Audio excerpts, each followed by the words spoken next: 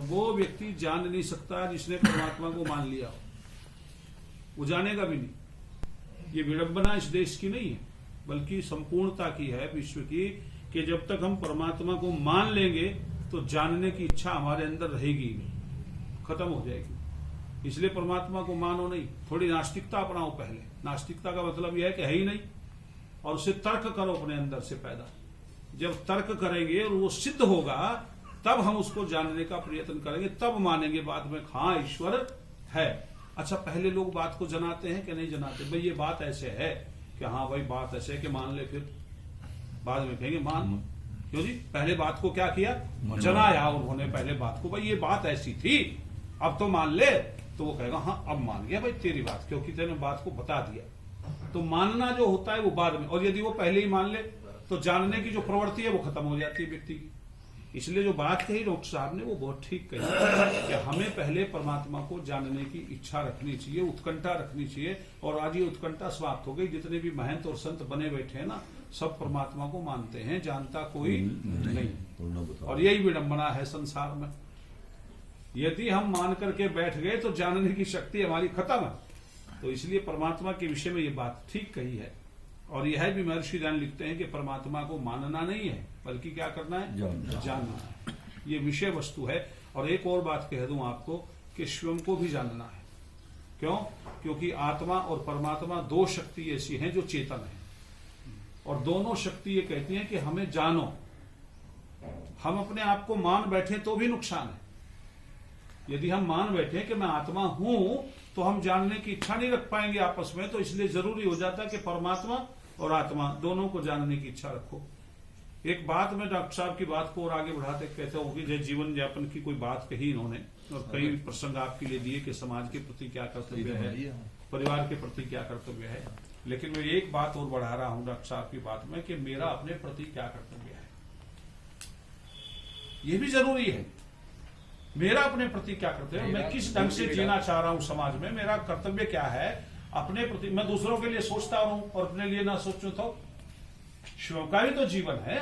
जहां मैं समाज के लिए सोच रहा हूं, राष्ट्र के लिए सोच रहा हूं, मुझे अपना जीवन भी सोचना पड़ेगा कि मैं अपने लिए क्या कर पाया हूं। और आज विडंबना यही है दुनिया में कि लोग दूसरों के प्रति सोच रहे हैं, अपने प्रति नहीं सोच रहे कि मेरा जीवन क्यों हुआ है, मैं किस लिए आया हूं, मेरा क्या कर्तव्य है संसार में आने का। जिस दिन ये सोच पैदा हो जाएगी तो समाज का भी भला हो जाएगा, राष्ट्र का भी भला हो जाएगा। इसलिए योग दर्शन कहता है कि हमें पहले अपने आप को जानना है, फिर परमात्मा को जानना है। कुछ लोग क्या करते हैं कि परमात्मा के पीछे पड़े लट लेकर के जानो खोजो उसको, कहां से खोजें, लेकिन अपनी कोई चिंता नहीं। वो व्यक्ति परमात्मा को जान ही नहीं सकता जो अपने आप को नहीं जान सकता। इसलिए आवश्यक हो जाता है कि हम पहले अपने आप को जानने का प्रयत्न करें। मैं क्या हूं, वो है माई। ये सबसे बड़ा प्रश्न है दुनिया का। मैंने कई बार आप लोगों को समझाया भी होगा। जब हम नामकरण संस्कार करते हैं बच्चे का तो वहां एक शब्द आता है कोसी, कतवोसी, कस्यासी, को नामासी। यजुर्वेद का मंत्र है, वो पढ़ा जाता है। और उसमें पहला जो अक्षर है, पहला जो सवाल है, पहला जो प्रश्न है दुनिया का, वो है कोसी, तू कौन है। ये पहला प्रश्न है। पिता पूछ रहा है अपनी संतान से, ये 2 उंगली करके पूछ रहा है। कौन सी? अच्छा बताओ तो, आ रही हो, ये 2 उंगली क्यों कर दी उसने? कहा नासिका के पास ले जाओ ये 2 उंगली। क्यों ले जाओ? क्योंकि ये दोनों जो है इस हाथ में दोनों बड़ी है, और इसका जगती छंद है, इसका अनुष्टुप छंद है। ध्यान से सुनना, फिर मेरे दिमाग से निकल जाएगी। कभी कभी आवे दिमाग में, बैठे बैठे आ गई है जी। बड़ी जो है उसका जगती छंद है, और इसका छोटी का क्या है? अनुष्टुप छंद है। ये जो अनुष्टुप छंद है ये अनुकरण करने वाली स्थिति है। क्या? परमात्मा का अनुकरण करती है जीवात्मा, उसके ज्ञान का अनुकरण करती है जीवात्मा। और जो जगती छंद है, जगती का अर्थ है संपूर्णता से अपने आप में छाया हुआ, वो है परमात्मा। तो ये जो दोनों है आत्मा और परमात्मा, इन दोनों की संगति करके वो कहता है कि तेरे श्वास से जो वायु निकल रही है नासिका से, इन दोनों के विषय में जान ले, अपने विषय में और परमात्मा के विषय में। बस और कुछ जानने की आवश्यकता नहीं है। आप लोगों ने उपनिषदें पढ़ी होंगी। उपनिषदों में एक प्रश्न आता है बहुत अच्छा कि महर्षि उद्दालक के एक बेटे थे, उन्होंने उन्हें पढ़ने भेज दिया गुरुकुल में, भाई जाओ पढ़ करके आओ, विद्वान बन करके आओ। वो एक वेद के विद्वान थे खाली। महर्षि उद्दालक एक वेद को जानते थे। उन्होंने सोचा मेरा बेटा मेरे से ज्यादा बढ़ना चाहिए, क्योंकि प्रत्येक बाप चाहता है, प्रत्येक गुरु चाहता है कि हमारा शिष्य हमसे आगे बढ़े, हमारा बेटा आगे बढ़े। तो वो चारों वेदों का विद्वान बनकर के आया। तो उसने नमस्ते तो की पिता को, जब स्नातक होके आया, दीक्षांत समारोह हो गया, वापिस आया तो पिता को नमस्ते तो की, लेकिन चरण नहीं छुए पिता के, और सीधा घर में चला गया। तो पिता समझ गए कि बेटे को अभिमान हो गया है, अहंकार हो गया, और ये टूटना चाहिए, नहीं तो नुकसान देगा। और हमेशा याद रखो, क्यों आया उसे अहंकार, उसके मन में ये आ गया। आज भी बच्चों के मन में है, अपने बाप से कहते हैं मैंने किया ही क्या आज तक, ये पता नहीं उसने क्या भरपाई की है, कैसे कैसे अपना जीवन यापन किया है ना, लेकिन आज का बेटा यही कहते सुना गया तुमने क्या किया, पड़ोसी को देखो क्या क्या कर दिया, तुमने क्या किया आजकल। लेकिन उसके जीवन को देखेंगे तो पता लगेगा उसने जितना भी किया बहुत कुछ किया है। तो उसके भी मन में अहंकार आ गया, उसने सोचा कि तेरे पिता ने किया ही क्या है, एक वेद का विद्वान है, मैं तो 4 का होके आया हूं, मेरा पिता 5वीं पास है, मैं PhD करके आया हूं, है जी, मेरे सामने कुछ भी नहीं है। तो वो अहंकार था। तो उसने बेटे को बुलाया, पूछा बेटे क्या सारी विद्याएं पढ़ ली? उसने कहा पिताजी हाँ 4 वेद पढ़ ली है, मैंने सारी विद्याएं पढ़ ली। तो वहां प्रश्न करता है, क्योंकि अनुभव होता है दुनिया में, याद रखना बुजुर्गों के पास क्या है, अनुभव। विद्या भले ही ना हो लेकिन अनुभव तो है। तो वो कहते हैं कि तूने सब कुछ पढ़ लिया? कि हाँ। कि एक प्रश्न है मेरा, उसका उत्तर दो। कि क्या? कि केवल दुनिया में एक वस्तु ऐसी है जिसके जान लेने से सब कुछ जाना जाता है, मैं वो जानना चाहता हूं, वो वस्तु क्या है? उसने कहा पिताजी मैं तो नहीं जानता। कि फिर तुमने कैसे कह दिया तुमने सब कुछ जान लिया? पैरों में गिर गया वो, सिर रख दिया, पिताजी बताओ इस प्रश्न का उत्तर, तो मेरे गुरुजी ने भी नहीं बताया। उसने कहा बेटा सुनो, केवल एक सत्ता ऐसी है जिसको जानने से सब कुछ जाना जाता है, वो परमात्मा। यदि तुमने परमात्मा को जान लिया तो फिर कुछ भी जानने की आवश्यकता नहीं है, सारा ज्ञान तुम्हें मिल जाएगा। अच्छा यदि कोई खजाने का ही मालिक बन जाए तो इसे इधर से धन इकट्ठा करने की आवश्यकता नहीं, ये खजाना उसके हाथ में है। तो इसलिए परमात्मा जो है उसको जानने से पूर्व हमें स्वयं को भी तो जानना पड़ेगा कि हम उसको जानने की स्थिति में है या नहीं है। वो पवित्र है, वो भद्र है, वो शुक्र है। इसलिए कई शब्द आते हैं वेद में, इतना पवित्र है, इतना पवित्र है, जैसे कह रहे थे इतना बड़ा कर्म है ये, श्रेष्ठतम कर्म, इसके लिए सुपरलेटिव डिग्री का प्रयोग किया गया।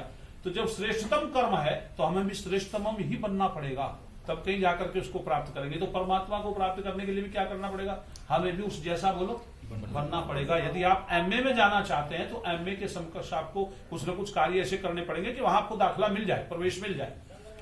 पहली कक्षा का व्यक्ति ये कहे कि मुझे MA में प्रवेश दिला दो, नहीं होगा, क्योंकि उसकी कोई स्थिति योग्यता नहीं है। तो परमात्मा भद्र है, परमात्मा शुक्र है, पवित्र है, तो हमें भी अपने अंदर ये बातें धारण करनी पड़ेंगी, तभी जाकर के उसकी ओर चल पाएंगे। आज विडंबना यही है, व्यक्ति चाहता तो है कि मुझे परमात्मा मिले, लेकिन कर्म ऐसे करता नहीं है कि परमात्मा मिले। अब डुबकी लगा ली,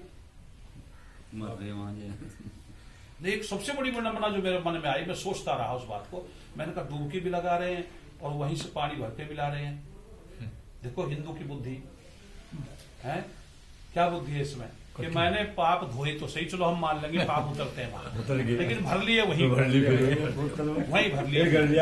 और अपने नहीं लाया, दूसरों के भी साथ में लेकर आया कि चलो मैं यहाँ के छोड़ू, मैं तो लेके जाऊंगा अपने, दूसरों को, घर वालों को पिला रहा कि तुम। अच्छा बुद्धि कहाँ चली गई पता नहीं कुछ। इससे मोक्ष मिलता है कि नहीं? अद्भिर गात्राणी शुद्धंती मन सत्य शुद्धति। शरीर से तो, शरीर को यदि शुद्ध करना चाहते हो तो जल है, जल से शरीर शुद्ध होता है, लेकिन मन तो सत्य से शुद्ध होता है, विद्या जो है, आत्मा जो है विद्या से शुद्ध होती है। तो ये सारा का सारा क्या है कि हम लोग इस विषय को जानते हैं, लेकिन हाँ विद्वान सब बने हुए हैं, विद्वान सब हैं, किसी के पास कोई तर्क नहीं है। हम तो इतना कहेंगे आप लोग प्रयास करें, अपने कर्तव्यों को ना भूलें, समाज के प्रति जो कर्तव्य है उनको ना भूलें, और परमात्मा के प्रति क्या कर्तव्य हमारा है उसको भी हमें नहीं भूलना चाहिए। देखो जब हम विवाह संस्कार करते हैं ना तो उसमें कहावत आती है राष्ट्रभृत होम। राष्ट्रभृत का क्या अर्थ होता है? राष्ट्र माने अपना राज्य, अपना शासन, अपनी व्यवस्था, और भृत माने होता है भरना, राष्ट्र को भरना। तो राष्ट्र कैसे भरा जाएगा? जैसे हम परिवार को भरना चाहते हैं धन धान्य से, अन्न से, ऐसे हम राष्ट्र के विषय में भी सोचें। यदि हम केवल अपने विषय में सोचेंगे, राष्ट्र के विषय में नहीं सोचेंगे, तो हमारा किराया धराया सारा रह जाएगा। राष्ट्र कहाँ जाएगा? यदि राष्ट्र नहीं है तो हमारी स्थिति क्या बनेगी? इसलिए वहां राष्ट्र के प्रति भी सजग रहने की स्थिति बताई गई है कि तुम्हारा केवल घर के प्रति ही कर्तव्य नहीं है, राष्ट्र के प्रति भी कर्तव्य है। अच्छा प्रत्येक व्यक्ति जो नौकरी पे है या नहीं है तो वो ये सोचता है कि राष्ट्र ने मेरे लिए किया ही क्या है। आप किसी से बात करो कि क्या कर रही है सरकार हमारे लिए, और यदि उसे पूछें कि तूने देश के लिए क्या किया, वहां चुप हो जाता है। हमारा भी तो कुछ कर्तव्य बनता है। हमारा ये नहीं कि चक्रोड़ जा रही है, सड़क जा रही है, उसकी ईंट उखाड़ी और बुग्गी के नीचे आग लगाई। अब वो धीरे धीरे उखड़नी शुरू, घर के भी ले आए शाम को। तो हमारा राष्ट्र के प्रति कर्तव्य खत्म हो गया। हम राष्ट्र के प्रति नहीं सोच पा रहे हैं। पहले व्यक्ति राष्ट्र के प्रति भी सोचते थे, परिवार के प्रति भी सोचते थे। इसलिए वही व्यक्ति, उसका जीवन सफल है जो स्वयं के लिए तो सोचता है, लेकिन राष्ट्र और समाज और ईश्वर के लिए भी जो उसके कर्तव्य कर्म है उनको सोचता है। इसलिए परिवारों में हम लोग जीवित रहें, बढ़िया रहें, अच्छे रहें। एक बात मैं कहा करता हूँ, उसको पुनः आप लोगों के सामने पेश कर रहा हूँ, जरूरी समझता हूँ कि राजकुमार जी आज भौतिक शरीर से हमारे बीच में नहीं, लेकिन क्या वो मर गए हैं? हाँ, शारीरिक दृष्टि से वो मर गए हैं, लेकिन वैचारिक दृष्टि से आज भी परिवार में जिंदा है। जब जब भी कोई बात आएगी तो पोते कहा करेंगे हमारे बाबा जी ऐसे कहा करते थे, जीवित हो गए। क्यों जी? बेटे कहा करेंगे हमारे पिताजी ये बात कहा करते थे, ऐसा मत करना, जीवित हैं। तो इसलिए याद रखना, जैसे हमारे पूर्वज आज भी विचारों से जीवित हैं, अच्छे विचारों से जीवित है। व्यक्ति कई विचारों से, बुरे विचारों से भी जीवित रहता है। रावण आज भी जीवित है, क्योंकि क्या अच्छे विचार थे? बुरे थे, लेकिन जीवित है। लोग जब राम का नाम लेते हैं तो रावण का भी लेते हैं, कहीं ना कहीं आ जाता है। तो इसलिए विचारों से जीवित रहता है व्यक्ति, अच्छे या बुरे। लेकिन अधिकतर लोग यही करते हैं कि जहां अच्छे विचार आते हैं वो ज्यादा सम्मान से लोग उनका नाम ले पाते हैं, और बुरे विचारों के लोगों का सम्मान से नाम नहीं ले पाते। इसलिए हमारे पूर्वज हमारे बीच में जिंदा रहें, हम भी आगे आने वाली पीढ़ियों में अपने आप को जीवित रखें। अच्छे विचार हम परंपरा में दे करके जाएं, अच्छी परंपराएं डाल करके जाएं, जिससे हमारे परिवार उन्नति करें, हम सब उन्नति करें। सौभाग्य की बात है कि जब मैं इस गांव में आया था तो उस समय राजकुमार जी राधा स्वामी से संबंधित थे।